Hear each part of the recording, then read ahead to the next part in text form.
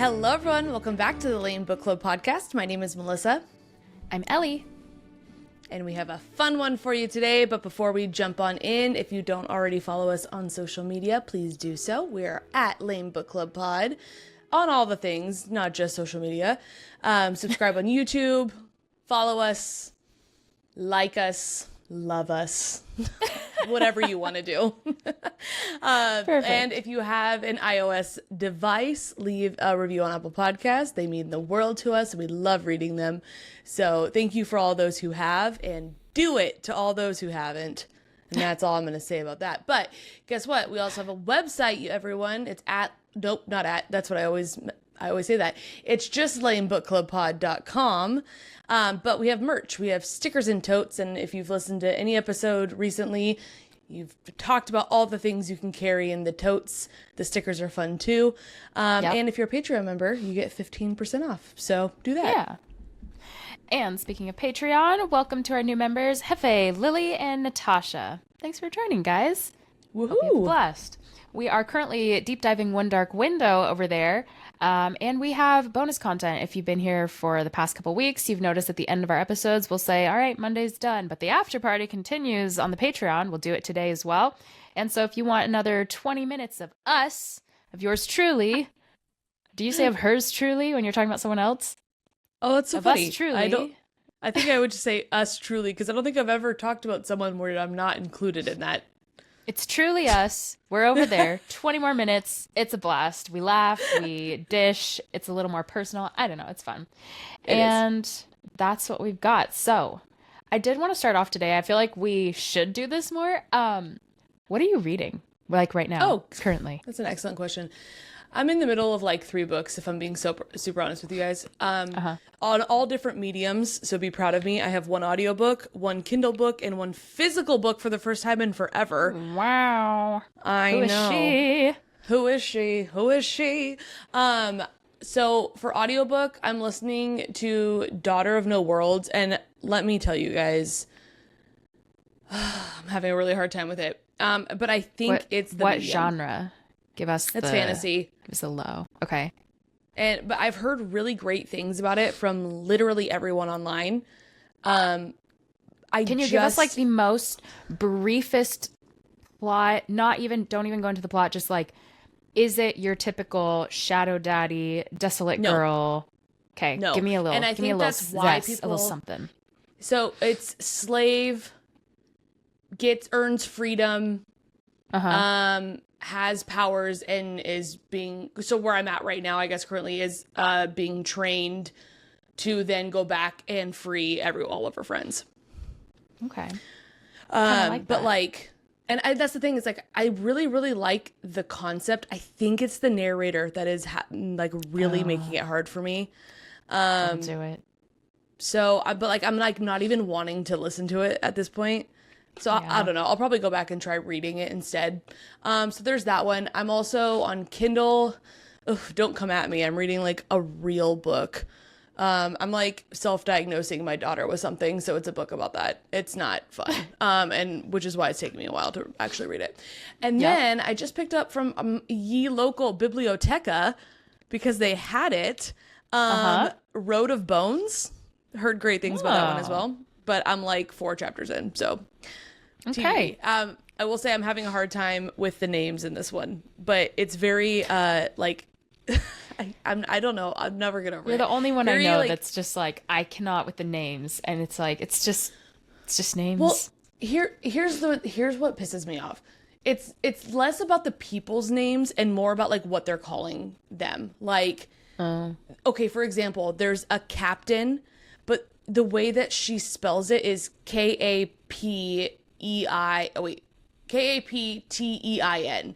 I'm like, just spell captain. Captain. Why are we getting weird with it? And like, I Googled it. I'm like, is this like a weird? Nope. It's just another way to say it. And the irony it's like is their own way to be unique and edgy. Yeah. And it's that's like, where I'm just be normal. Just don't. Yeah. And it's very Nordic inspired, like all the like actual people's names, which is fine. But that spelling is Dutch. I Googled it because I'm like, is this just like the Nordic way to spell?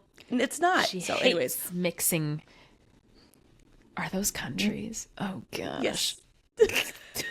Well, Dutch is like a people group. It's not a country. It's Netherlands.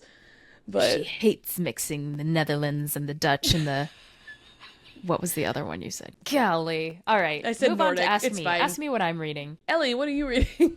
I'm so glad you asked. Thank God. I just started the new Riley Sager one. It's something about midnights. I don't know. And it's a thriller.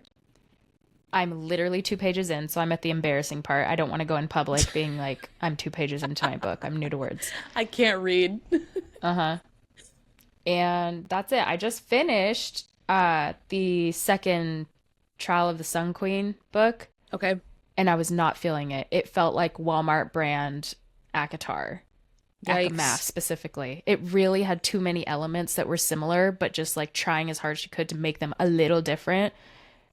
I don't know. I understand appealing to that audience. Yeah, basically. Well, like, it even, this is going to be a spoiler, but I don't know if it is. It is. But even the end of the book. I want to read this series. No, it's okay. Even the end of the book, they're like, let's head back into enemy territory undercover. And it's like exactly how ACOMAF ends. So I'm like, ugh. I don't know. It's too many similarities. So I think I'm DNFing that series. And that's it. Well, all right. This week, we are going to be talking about books that will become movies/TV shows. So anything screen adapted that's coming up, yes, we're going to talk about it. AKA, we're making your plans for this upcoming months. Yeah. Well, honestly, some of them I don't even think come out until like they don't come out until like, so. Well, and I know for sure one of them comes out like the very beginning of 2026, but I'm counting it as a burr because good. I think it's like the first week of January. January burr. The ones we've read, the books we've read, the books we haven't, and we're going to talk about if we think they're going to make good movies or screen adaptations in general. Mm-hmm. I'm very excited. Yes. So first off, are you somebody, you Melissa, and also you guys can answer in the comments, are you someone who likes to read the book before watching the movie? Like if you find out, oh, there's a movie coming out, let me read it real quick so I can compare. Or do you want to watch the movie and that makes you want to read the book?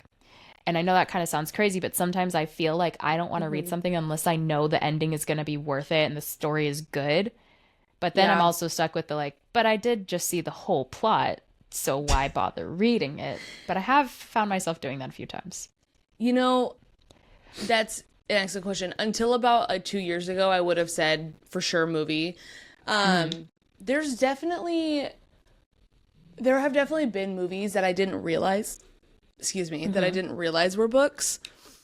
And then I watched it, loved the movie, and it made me want to read the book. But for the most part, I'm going to say that I'm definitely the person who wants to read the book first versus the movie. Simply because I feel like, and I know that they have to do this most of the time, but movies just take so many creative liberties when it comes to the storyline. And like, quite honestly, even like how they envision characters and stuff. And if I see the movie first, then that's all I'm gonna think of in my internal movie while I'm reading. Yeah. So I'd rather go into it knowing what it's supposed to be and then either appreciating the movie for what they did or being like, wow, they were so off. I'm so glad that I read this first because otherwise this is like a different story. I'm so on board with you. I'm 100% that now. That encompasses me. So it's who I am.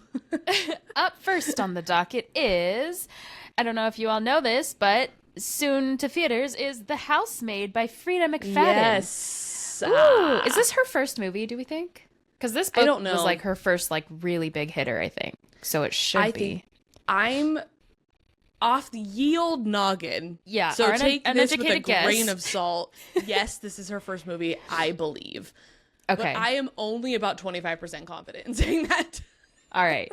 And I'm going to give you all a little taste of the glory so you can see if, I want to read this before it comes out. Or if you're like, no, I'll just wait. Yeah. Millie is desperate, living out of her car and unable to find steady work due to her criminal record. She's at rock bottom when she gets offered a too-good-to-be-true job, a live-in housemaid for the wealthy Winchester family. It's such a rich name, Winchester. I know. Free room and board in a beautiful house? It seems like a miracle. But soon things feel off. Nina Winchester, the lady of the house, is charming one moment and unhinged the next. My favorite type of people. Her behavior becomes increasingly erratic, and her instructions to Millie are confusing and contradictory. Andrew, Nina's handsome and seemingly kind husband, offers occasional comfort, but something about him is not quite right. As Millie gets drawn deeper into the family's secrets, the line between victim and villain begins to blur, and the truth is shocking. So, number 1, have either of us read this? I have, yes, and I liked it. Okay. I think I've even said on the podcast I have, and then as I was writing this summary, I have not read this, and boy, am I going to. I've read about like 5 or 6 other Frida McFadden books, and honestly, yeah, I like her thrillers because they're easy, they're fun, they're quick. Yeah. But I'm never like, oh my gosh, that plot was amazing, or like the twist was amazing. But I am interested in this one. She's like the queen of the double twist. So, like, there's usually always a twist at about, like, 75, maybe 80% into the book. And then at, like, 95, there's, like, a second one, like, right before it ends. Because I've read a handful of her books now, too. And I agree. Most of them, I'm like, yeah, like, this was fun to read, but I saw that coming. But there have been a few where I did not see the end coming. Like, I know you've read this one. We've talked about it. Never Lie. Yeah. Or that one, I didn't, the second twist I did not see coming. The first one I did. But that one was really like interesting. But that's the one where they're at the abandoned quote unquote author house. They're right? trying to buy a house. Yeah. Yeah. Okay. The husband. I literally just finished that like 3 days ago, and my Goodreads review is up for it. I think I said something along the lines of like, super good. But was I on the edge of my seat? No, but maybe I'm just in a mood while I'm writing this. And maybe I was. Maybe I'm still in a mood. Who's to say? But for this movie, The Housemaid, the casting is Sydney Sweeney and Amanda Seyfried. Seyfried? Yeah. I say Seyfried, but I have, Seyfried. Again, I have no idea. Who knows? Who's just to say? A girl. Not me. Amanda. What do you think about Amanda's that? to say. I think Amanda is the perfect casting for Nina. She's gonna do amazing. I am on the fence about Sydney simply because if you had asked me 2 months ago, I would have said, what are you doing? You're just casting her for the name. But I watched this movie, I can't remember what it's called now, and I want to say it's on like Netflix or HBO or something, but Julianne Moore is like the main character. Sydney Sweeney's also a main character in it, but Sydney Sweeney plays her like drug addict daughter, and it was the first time that I've ever seen her outside of the role of just pretty like blonde girl who doesn't add anything to a movie. And so like I'm like, oh, she actually can act if you put her in a position where she needs to.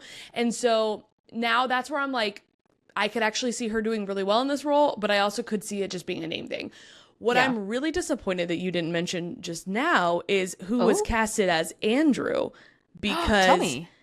Ellie, his name, it's Brandon Sklenar. It's the guy from 1923. I am obsessed with him. He also was Atlas in It Ends With Us. Yes, thank you. It Ends With Us. Yeah. Oh man, I am so excited. He is a tall drink of water, and that's going to be fun to watch. All right. So our prediction on the screen adaptation, do we think this is going to be a hit, smash, or pass this movie? I'm going to absolutely smash this. I'm very excited for it to come out. Me too. I love a thriller. Oh, makes good for good TV. Well, and I watched the trailer too. I don't know if you've watched the trailer yet. It just came out. It looks good. Like it looks, the way that they made the trailer makes me excited for the way that they're going to make the movie. Can't wait. So stoked. Okay. Next one. I'm excited for this one. People We Meet on Vacation by Emily Henry. She's got like 85 books to movies coming out within the next year or two, but this will be the first one. Let me give you a little taste. Poppy and Alex couldn't be more different. She's a spontaneous, wild-hearted travel writer. He is a buttoned-up small-town guy in khakis. But despite their differences, they've been best friends since college, and every year they take a week-long summer trip together. Until 2 years ago, when something happened on a trip that ruined everything. They haven't spoken since. Now, stuck in a rut and longing for the connection she once had, Poppy convinces Alex to take one last vacation together to try and fix what's broke. Have we read it? Have we not? I've started this book, and then I'm just now realizing that I never finished it. I got like 20% into it, and I don't know why something came up. I don't know what it was, and then I think I completely forgot about it. So I own it. I just need to go back and finish it. I think I've read Beach Read and I liked it, but as we all know, all of us, I can't say it enough, I'm not a huge romance person. Yeah. However, the casting of this movie alone makes me want to read it before I watch it because I am obsessed with the two people that are going to be Alex and Poppy. So it's Tom Blythe from The Hunger Games. Yes, I forgot he is. Yes. Yeah, I love him. And then Emily Bader, who's the lead from My Lady Jane. Yes. I love her. So I think I will read it right before it comes out. I'm definitely gonna pick it back up. I will say I'm not as excited, quite honestly, for this movie that I am for like almost every other movie that we're going to talk about today. Simply because I feel like this is a weird choice for Emily's first movie to come out. I think this is, from what I've heard, again, like I said, I started the book but haven't read it, and I actually think this is part of the reason, though. I actually really enjoy her books. I think she's a really good mix of romance, but also just like wit. Like she's all her characters are funny and like really dry humor, so it's like definitely up my alley. But this one I was having a hard time getting into it. And I've heard from other people that have read it that this is their least favorite book of hers. So I'm not saying it's bad, but I just think her other books are really good. And this one, but again, I'm excited about the casting. Love the two leads. And it's still probably a great book. I'm going to put a pin in on this, my smash or pass, until I finish the book before I... Okay. Because simply based on like the casting of the movie, I'm going to say smash. But based on what I've read so far, I'm going to say pass. So I don't know. I simply have to give it a smash because of the casting. From the summary that I've gotten and the casting, I mean, a romance is a romance. I think it's going to be a fun summer date night movie. You eat popcorn, you get a dinner. It's going to be great. I can't wait. When does this one come out? No idea. Never ask me that again. Well, you said it's fun summer date night, so I was like, oh, does it not come out till next year? I'm trying to make the best of something I know nothing about, okay? Okay. Next up, Verity. Oh, cannot wait for this one. I know a lot of people have a lot of thoughts on this because it is a really dark book and very different from, I feel like, Colleen Hoover's typical writing. Oh, yeah. But I really liked this book. So, Lowen Ashley, a struggling writer on the brink of financial ruin, is offered the job of a lifetime. Finish the best-selling book series of Verity Crawford, a famous author who's been left unable to write after a tragic accident. Lowen moves into the... First of all, that's such a weird concept, and I know that happens in real life, but the idea of like another author stepping in to finish a series is crazy. Well, Lowen moves into the... Yeah. No, I was just going to say, I bet it happens way more often than we realize, which is crazy to think about too. Like, I know. I don't know. Yeah. I don't know. Just weird. Well, Lowen moves into the Crawford home to go through Verity's notes, but instead she discovers something chilling, an unpublished autobiography hidden in Verity's office. What's written in those pages is a disturbing, shocking, and impossible to forget plot. It details Verity's darkest thoughts, her twisted relationship with her husband Jeremy, and the horrifying truth about the accident that shattered their family. As Lowen begins to fall for Jeremy, she must decide, should she reveal the manuscript and destroy what's left of Verity's reputation, or keep it hidden to protect the man she's falling for? Verity is gripping, unsettling. As like our last episode, a real Judas cradle, if you will. Verity is gripping, unsettling, and will keep you flipping pages late into the night. It's actually true. It's happened to me. Just when you think you have it all figured out, truly, Hoover pulls the rug out from under you. Almost like a vacuum Hoover as well. Oh my gosh. If you love books that mess with your head and leave you with more questions than answers, this is the one for you. And I think it's going to make such a good movie. It is. Cannot wait. I think it's going to blow minds. I know you said that this one, and when we first started talking about it, I know you said this was like a dark story. Yeah. I don't necessarily think it's dark. I mean, it's dark comparative to Colleen's other books, but I just in case like anyone hasn't read it, like there's definitely like themes in it that are like, I would say it's more disturbing than dark. If that. Yeah. The overall tone, I guess, is not dark as much as it's just thriller, but there are dark themes. So disturbing themes. I would agree with you. Yeah. I do think, I just wanted to maybe caveat that just in case someone hasn't read it. Yes. Maybe for people who haven't like read a bunch of thrillers and books that are darker, this would, like, if you're going from romance to romance to romantasy and then to this, you're going to be like, what the? But maybe not. Maybe not. I'm personally leaning on the side of like not, because prior to reading this, I don't think this was actually probably, I think, one of my first thrillers that I had read. And it didn't shock me like any of the content that they were talking about. I think I was just not expecting it because as we have said many a times, I like to go into books blind, and I had read a handful of Colleen Hoover's books. So I had I thought I knew what to expect from one of her books. And so I just went in assuming it was going to be like that, and it was not. And I think for me, it was exciting because I was like, wow, this is cool. I was not expecting it to go that way. But, and so also too, like, I know Colleen is very polarizing in the book community. You either like love her or hate her. This is a good one to try if you feel like you don't like her, because it does not feel like any of her other books. Right. And I wish it did, because this is truly my favorite of the books I've read from her. Oh, me too. This is absolutely my favorite Colleen Hoover book. So I wish she would do more like this. But anyways. I know. So we have both read it. Casting, there is Anne Hathaway, Dakota Johnson, and Josh Hartnett. Love except hate. I don't like Josh Hartnett. What? I know. It's because I watched Trap. That was, I think, my first exposure to him, the M. Night Shyamalan movie. It was bad. You need to go back. You need to go back and watch Pearl Harbor and think of that version of Josh Hartnett before this movie comes out. I don't know if it's like that movie Trap was like made for him to look like he couldn't act. Maybe it was, but it was uncomfortable to watch. Have you seen it?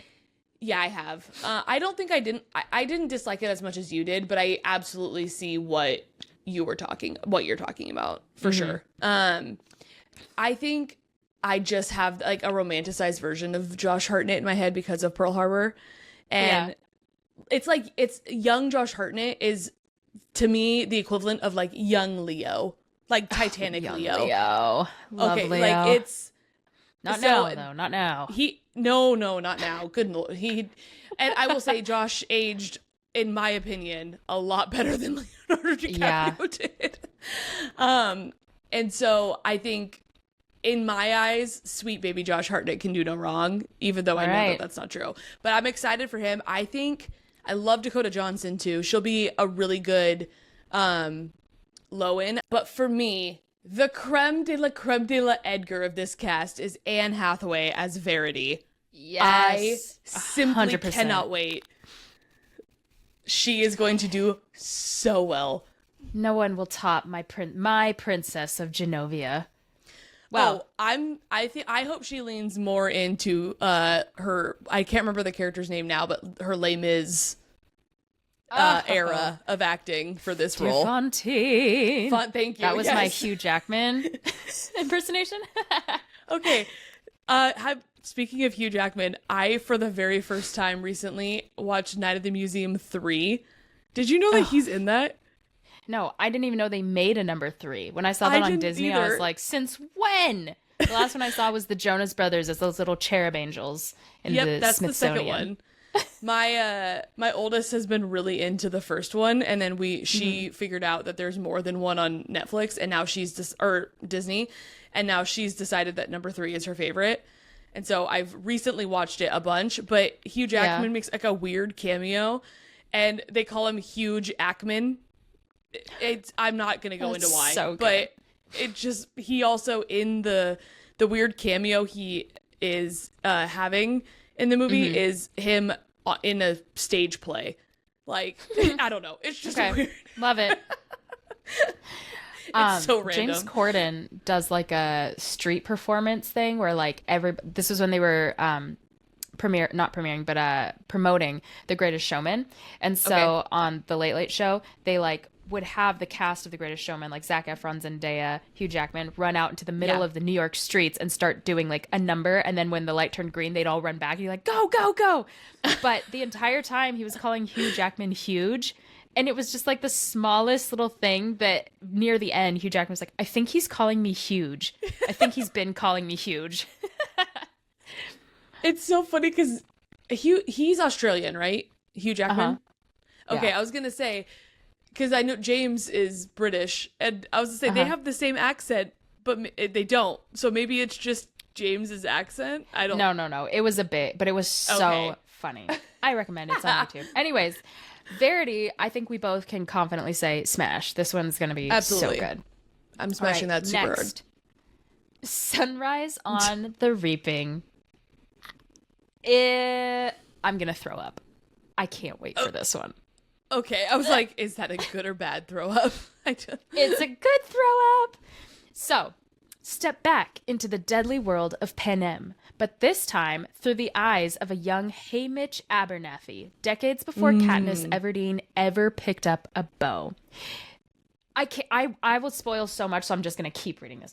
In the 50th Hunger Games, where the capital demands twice the bloodshed, twice as many victors, Hamish is thrown into a brutal arena built not just to kill, but to break. As secrets unravel and alliances shift, he'll learn that survival means more than just staying alive. It means choosing who you become when everything is at stake. Dark, political, and emotionally explosive, Sunrise on the Reaping gives depth to a familiar character and sheds new light on the origins of rebellion.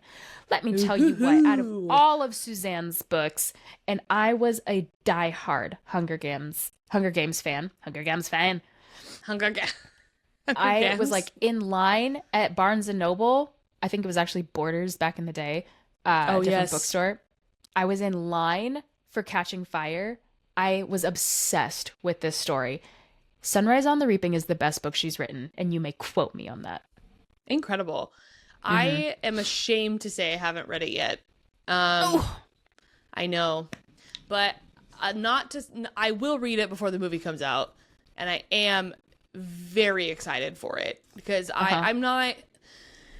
Again, throwback to me being a loser as a kid. I just didn't read. So it's the series isn't as nostalgic as to me as it is for people with like how Twilight is or this one. But I did watch the movies growing up as they came out, and I did really enjoy them. I just have never gone back and read them for the same reason I've never gone back and read Twilight. It's just because I'm nervous that they're going to be way too YA for me now to get into it. I don't think so. I just reread. I think Twilight would be too YA for you. I think especially after reading these romantic books, you're going to be like, this is spit on a wall. I don't know the term. Child's play. But Hunger Games holds up. It is. Okay. It's fabulous. Well, and that makes sense because I read Salad of Songbirds and Snakes.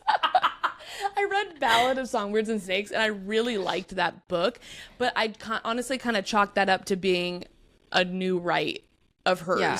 So I was like, well, maybe it's just better because it's new. Or if I don't you know. liked that, you would love the other ones too. And there's like exactly what you said in the beginning of this episode. There's so much more in the books that the movies had to take out for sake of time or creative liberties.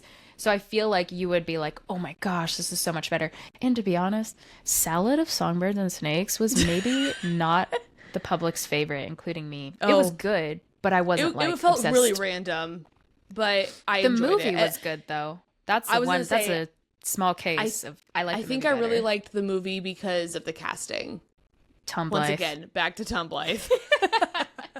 But so okay. Yeah. Oh, and Peter Dinklage. not forget about Peter. Dinklage. You love him. Yes, you know do. me. I'm a I big do. Peter fan.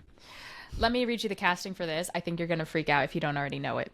So Joseph Zeta, he's that boy in We Were Liars, the cousin, blonde one, curly hair. Why can't I think of what We Were Liars was? The one with the crazy plot twist, Cadence, the rich family, they are on the island. Oh, yes. Okay, the blonde. Oh, him. Oh, that's cool. Yeah. I like him. Yeah, I know. Okay. Me too. Or I liked him in he's that gonna at be least. great. That's the first thing I saw him in. Yep. Elle Fanning as Effie. Oh. Please. Again, that's like the Anne Hathaway as Verity equivalent for me. Couldn't have been a better casting. Ralph Fiennes as Snow. Okay, Voldemort. Yes.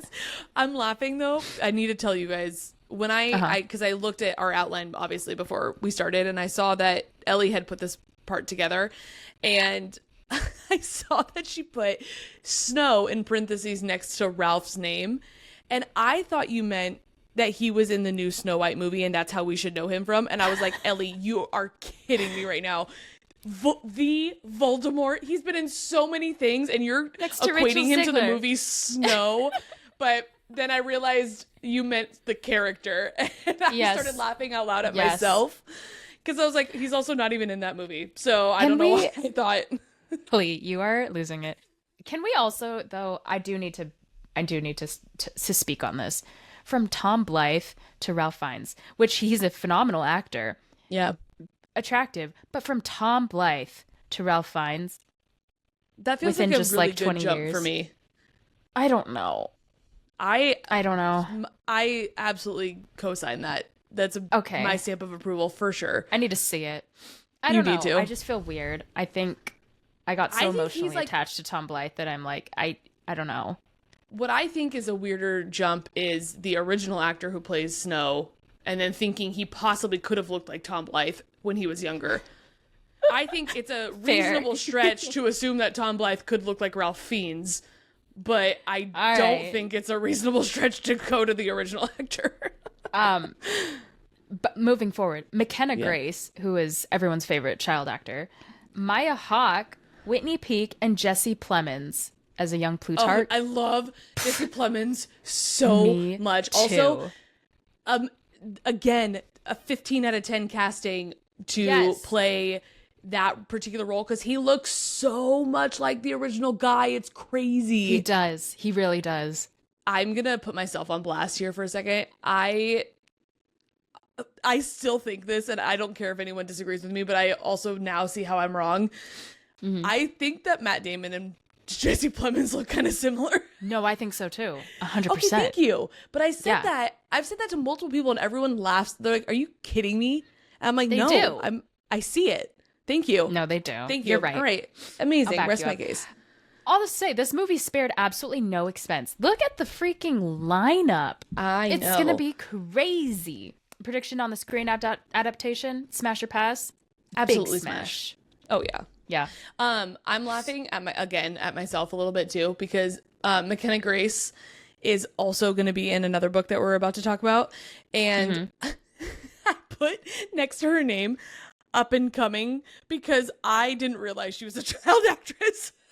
Oh my gosh, she was in like every single thing. Well, now that you say that, I know exactly what child actor you're talking about. It did not compute in my brain that was her though. And so I'm like, I was getting ready to be like, oh, this up and coming actress, McKenna Grace, she's going to be in all these things. I'm so naive. It's okay. It's okay.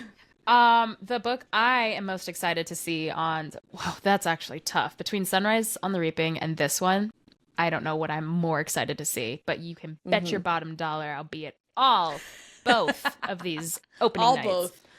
All both.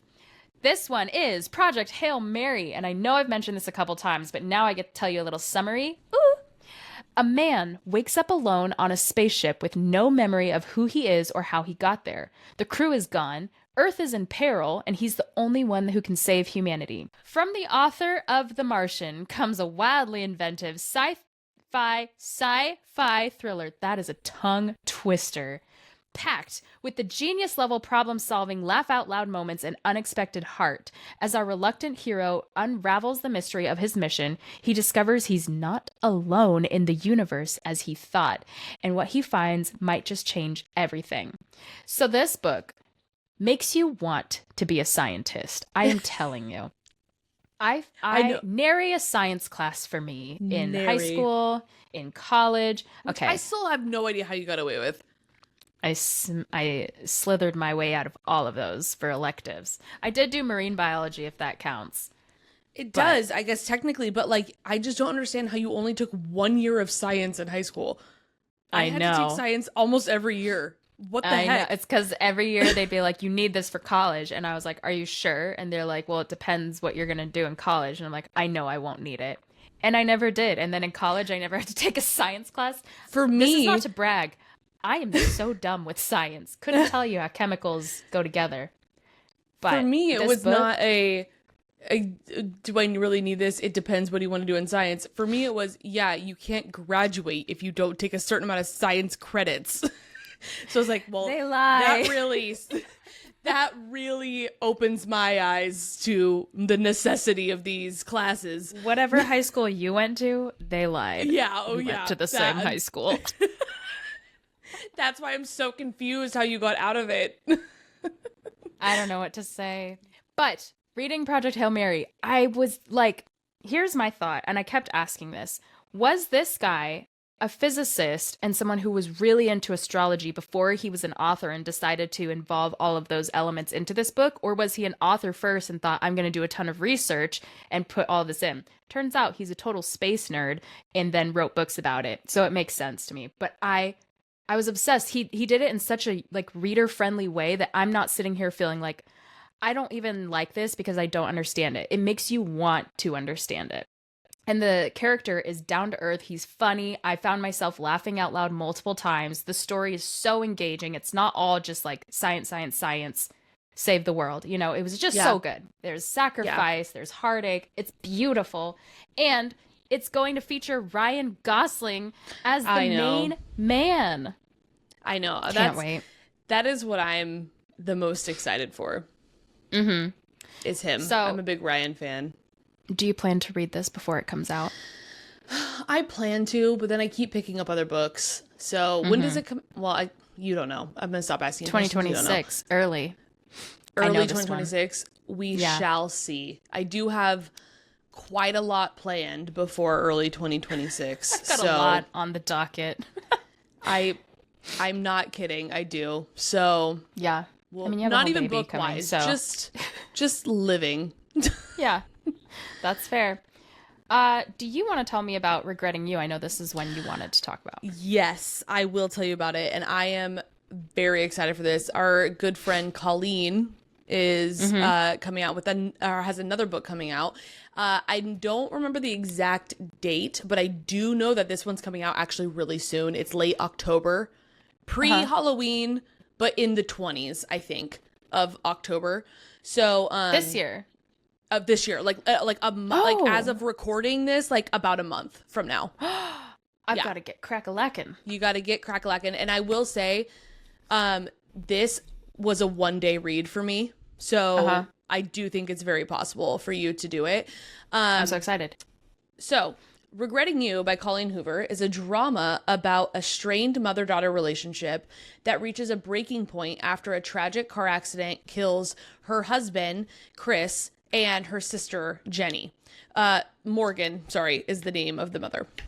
The accident shatters Morgan's world and forces her and her teenage daughter, Clara, to navigate their grief, their broken family, and their complicated feelings towards each other. The story follows their parallel journeys of loss, betrayal, and eventual healing as they learn to communicate and rebuild their relationship. And also, I just wanted to throw in there that for all of us Zillennial girlies, I'm gonna throw Ellie a bone on that one. The Fault in Our Stars filmmaker Josh Boone is directing this movie. Yeah, I love The Fault in Our Stars. Yeah. So I think, and I think I was also just again really surprised by this book because don't get me wrong, there's romance in it, but it really is about the mom and the daughter and their relationship. That is like the main plot. Yeah. And it is so sad and so good. Like, you're gonna, Ellie, this is like the perfect example of like a tragedy. Okay. It ends like, it doesn't end with it being sad, but like it's tragic. Like, and it's good. I'm sold. And so I think that you will like it a lot. Yeah. I will read it. Yep. This, like I said, this was a one day read for me. I stayed up until 2 a.m. to finish because I was just like, I need to know, like, how this ends. Wait. I was surprised.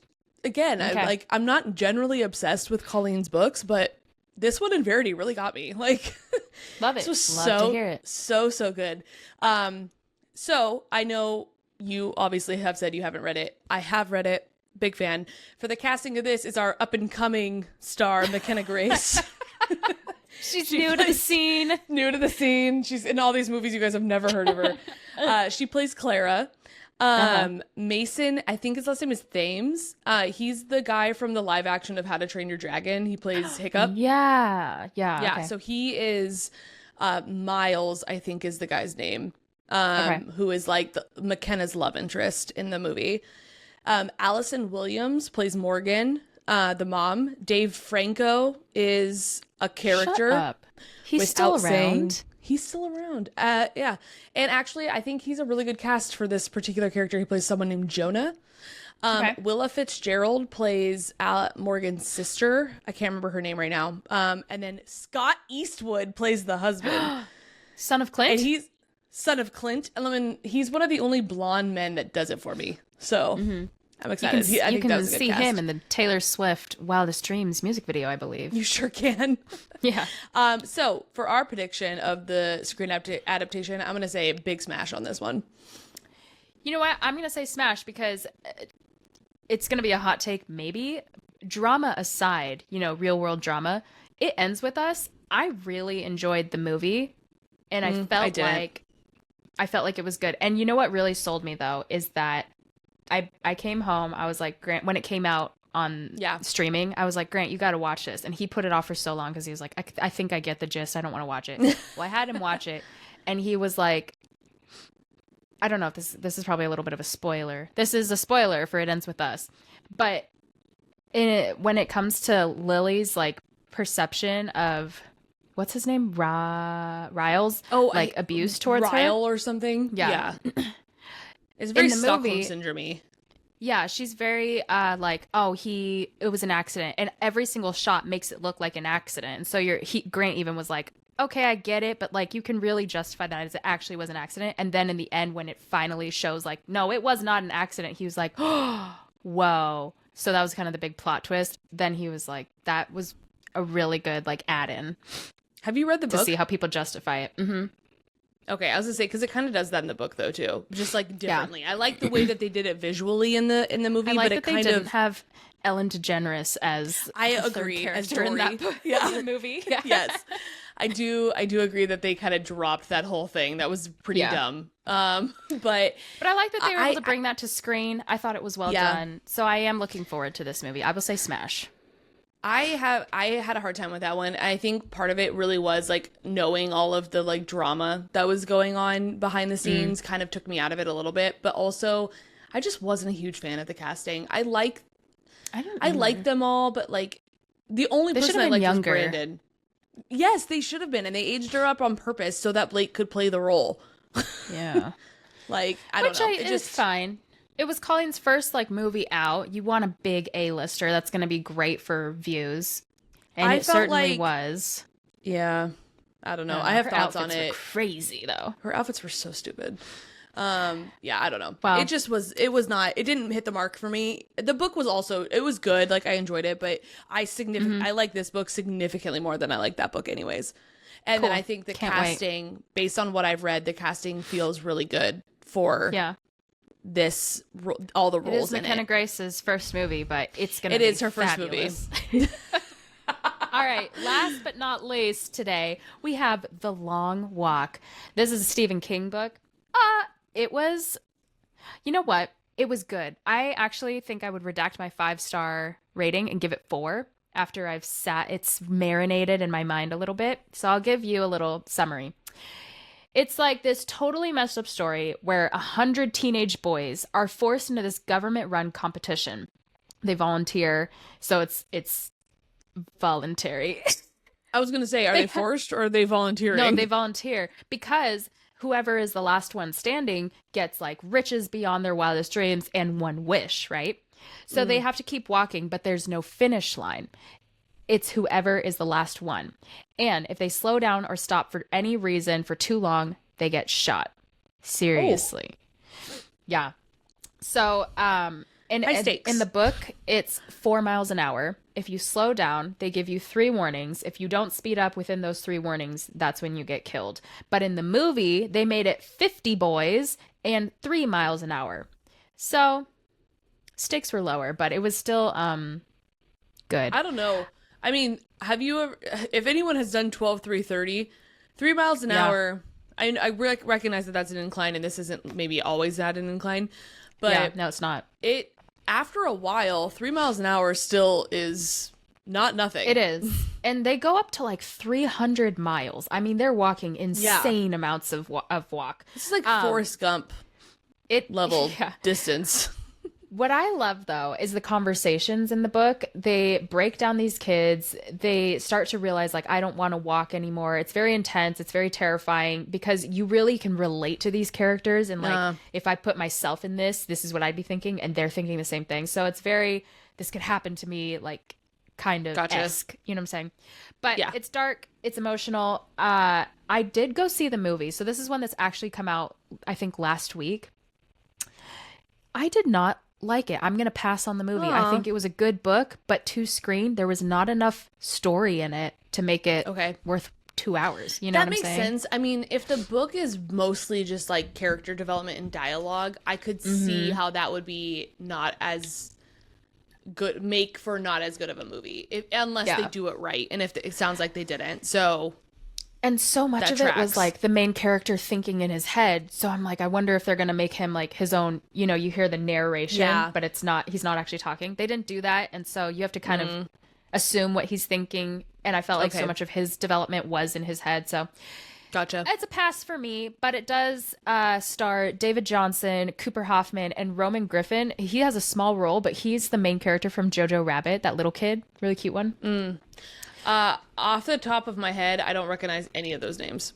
So I think some of them it is their first movie, but important to say their names now. Well, based on all this and based on your stellar review, I'm gonna have to pass on the movie too. I'm gonna wait for it to come out on streaming and then we'll see. Yeah. But this is one I probably won't read before, even though you just said the book is better. Yeah.